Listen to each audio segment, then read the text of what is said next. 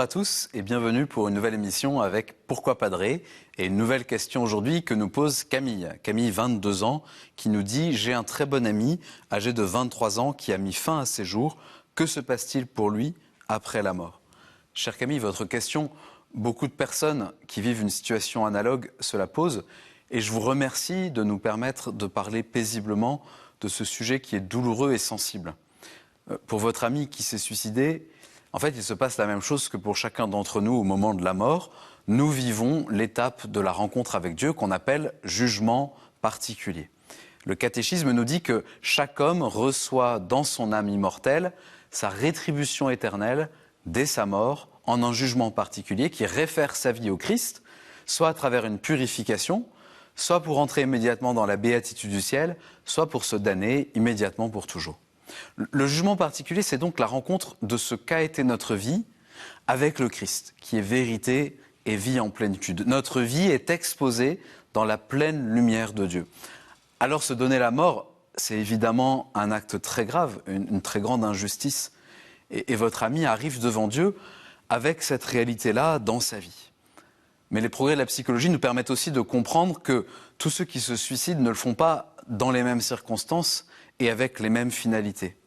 Qu'est-ce qu'il y a en commun entre un suicide froidement mûri qui exprime le refus de dépendre des autres et puis celui d'un homme qui, dans une bouffée délirante, s'est jeté du dernier étage de son immeuble?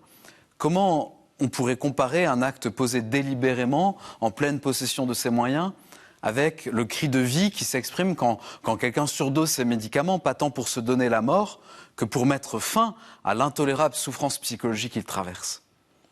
Donc nous voyons bien, de notre point de vue, qu'il y a différents niveaux de responsabilité et ça vaut aussi du point de vue de Dieu.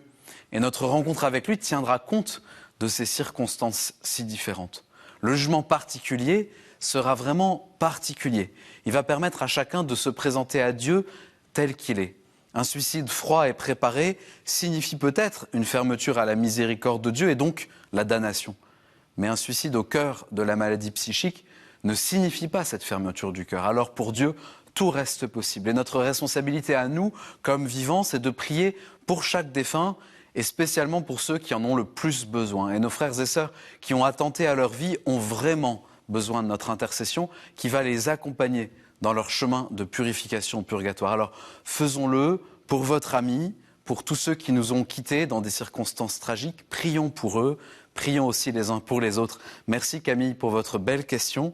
Merci pour toutes vos questions que vous nous envoyez par email à cette adresse pourquoipadré@ktotv.com ou bien sur les réseaux sociaux. Et puis vous retrouverez cette vidéo et toutes nos vidéos sur le site ktotv.com. Je vous souhaite une bonne journée.